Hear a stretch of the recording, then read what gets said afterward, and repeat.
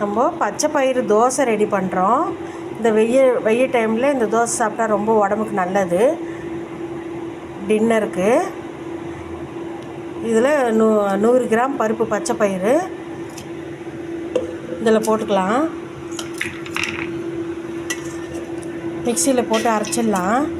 பச்சை பயிறு காலையில் 8 மணிக்கு ஊற வச்சு நைட்டு 8 மணிக்கு முளை கட்டி மறுநாள் காலையில் இது ரெடி பண்ணி வச்சுக்கணும். ரெடி பண்ண பச்சை பயிறு இது முளை கட்டினது உடம்புக்கு ரொம்ப நல்லது. காலையில் 8 மணிக்கு ஊற வைக்கணும். நைட்டு 8 மணிக்கு துணியில் போட்டு வடிகட்டி முளை கட்டிட்டு மறுநாள் காலையில் எடுத்து யூஸ் பண்ணுற பருப்பு இது பச்சை பயிறு. இது கூட 4 காஞ்ச மிளகா, ஒரு பீஸ் தேங்காய், ஒரு பீஸ் இஞ்சி, பூண்டு ஒரு 4 பல்,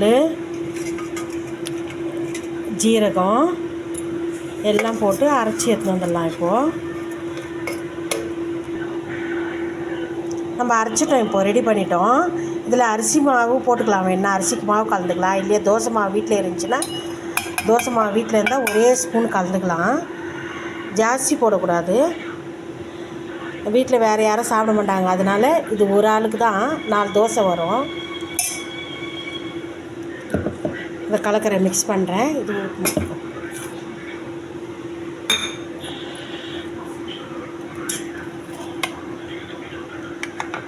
இல்லைன்னா அதில் போட்டு வச்சுக்கணும்.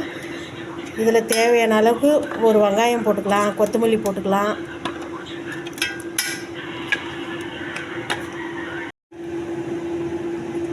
பச்சை பயிறு ஊற வச்சது இல்லைம்மா, அது மாவு ரெடி பண்ணிட்டோம்.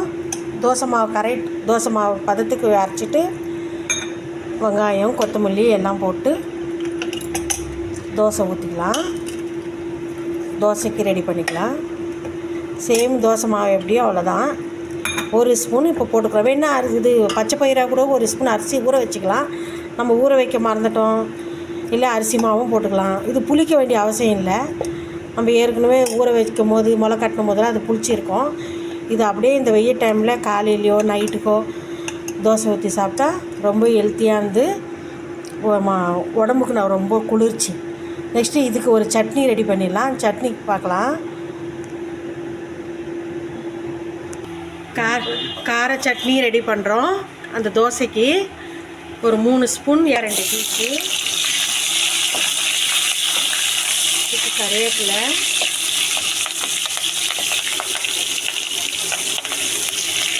வெங்காயம் 2,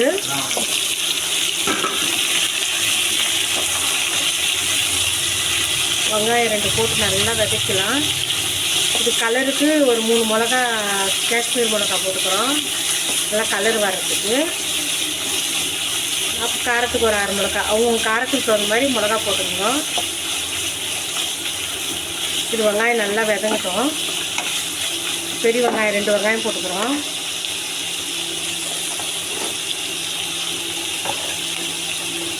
அடுத்தது கொஞ்சம் ஜீரகம்,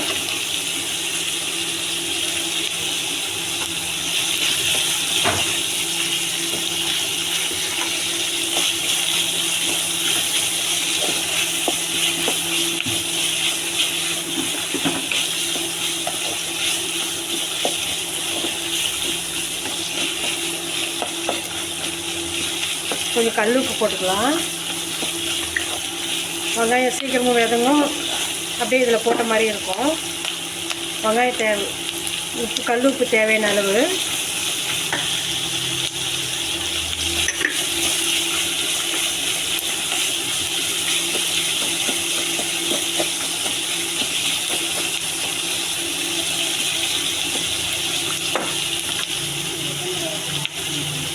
இது ஒரு 5 நிமிஷம் நல்லா வதங்கட்டும். வெங்காயம் நல்லா ரோஸ்ட் ஆகி வதங்கிச்சு நல்லா. அடுத்தது தக்காளி 2 போட்டுக்கலாம். இவ்வளோ வதங்கினா போதும், ரொம்ப வதங்கணும்னு இல்லை. தக்காளி, இல்லை கொத்தமல்லி, இதுக்கு தேவையான கொஞ்சம் புளி அப்படியே கழுவி போட்டுக்கிறேன். இதெல்லாம் சேர்ந்து நல்லா ரோஸ்ட் ஆகணும்.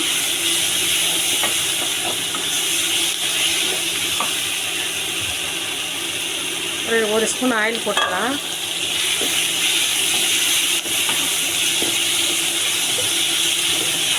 பச்சை பயிறு தோசைக்கு இந்த சட்னி ரொம்ப நல்லாயிருக்கும்.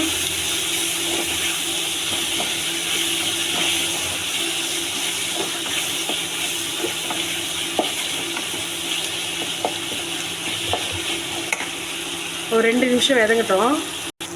இந்த அளவுக்கு விதங்கணும். இது நல்லா விதங்கிச்சு.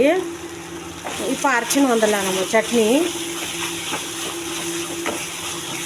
இந்த அளவுக்கு விதக்கிட்டா ஒரு 6 பிறகு நம்ம சட்னி அரைச்சின்னு வந்துடலாம். பச்சை பயிறு தோசை இது சட்னி ரெடி. இதை அரைச்சி எடுத்து வந்துட்டோம். அதான் கூட வச்சு சாப்பிட்டு பார்த்துட்டு நம்ம வீட்டு சமையலில் பச்சை பயிறு தோசை ரெடி. Hi bye.